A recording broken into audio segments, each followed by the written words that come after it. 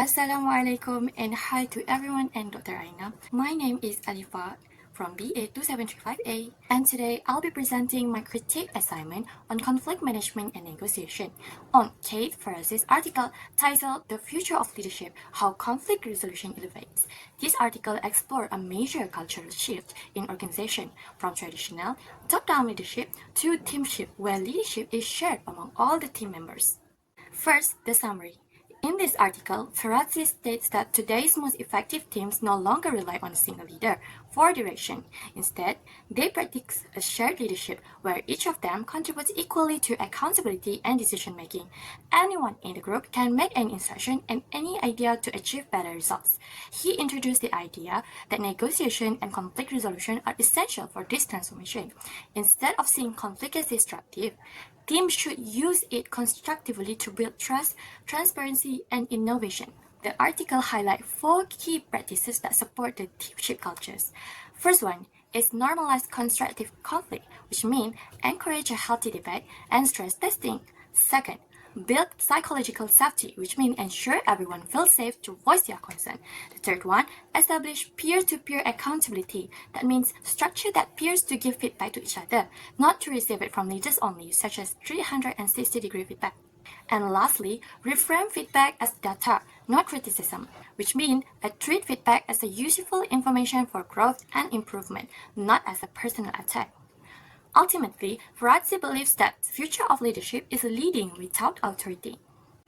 Before I'm starting my argument, we need to know that the style of leadership that Ferrazzi mentions in this article that compared just now would be authoritative or autocratic and shared knowledge style. We have 7 styles of leaderships.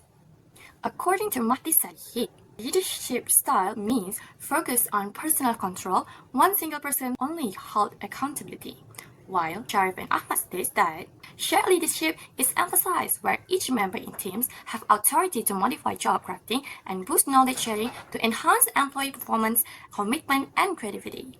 As for decision making, autocratic usually use a single person command, while shared leadership involves everyone in a team.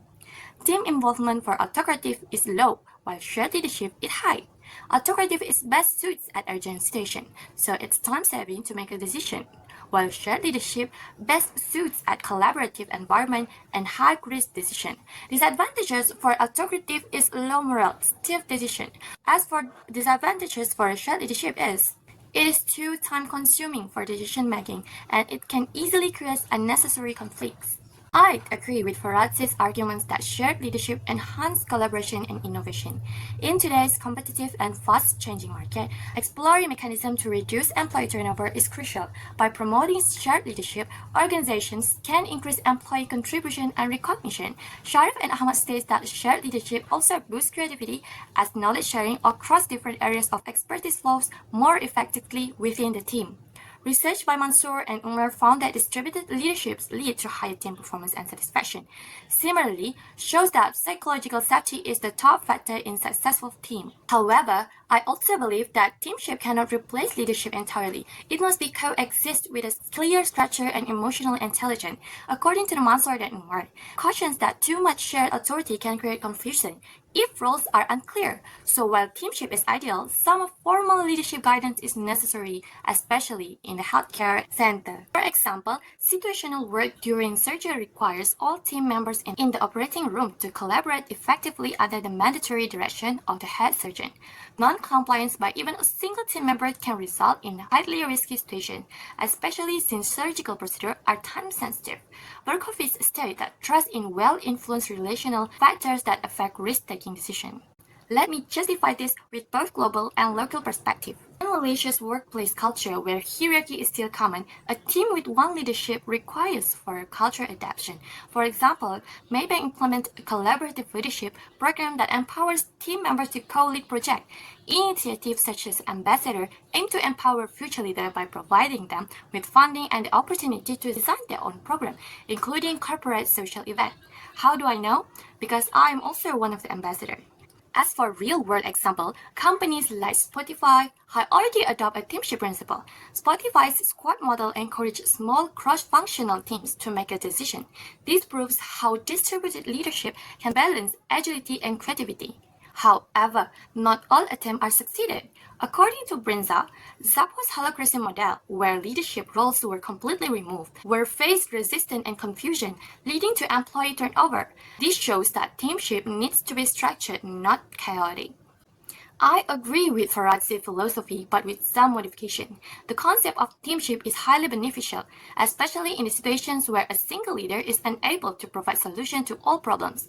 In today's work environment, more tasks involve complex situational challenges that require a high level of critical thinking. It is important to avoid making risky decisions when facing such a circumstance. Even so, Markowski states that teamships work best when guided by emotionally intelligent leaders who act as the facilitators as transactional leadership. The blend of these structures and shared leadership can maintain direction while promoting empowerment at the same time. Now, let's move on to recommendations. The first one, companies need to provide targeted training in negotiation and emotional intelligence. They need to equip teams with interpersonal skills such as active listening, empathy, and constructive communications to enable healthier conflict resolutions and collaborations.